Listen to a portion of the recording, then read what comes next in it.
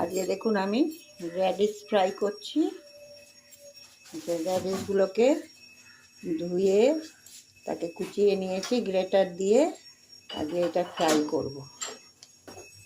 আমি ফ্রাই প্যানে সর্ষের তেল দিয়েছি, তার মধ্যে সর্ষে আর শুকনো লঙ্কা ফোড়ন দিয়েছি। এর মধ্যে আমি র্যাডিশগুলোও দিয়ে দেব। দিয়ে দিলাম র্যাডিশ।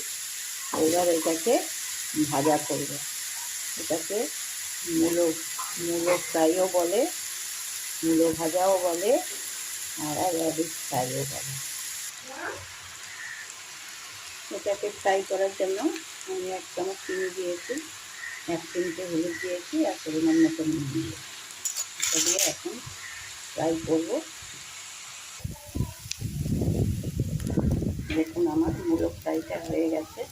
এর মধ্যে আমি একটু ধনে পাতা কুচি দিয়ে দিলাম, দিয়ে এটা আমার কমপ্লিট। দেখুন এটা মূলো ফ্রাইটা হয়ে গেছে। এক থালা আমি কেটে নিয়েছিলাম, ভাজার পরে কতটুকু হয়েছে, একটুখানি হয়ে গেছে। এর মধ্যে আমি একটা কাঁচা লঙ্কাও দিয়েছিলাম। এভাবে একবার ভেজে খেয়ে দেখবেন, ভাত রুটি সব দিয়ে ভালো লাগে।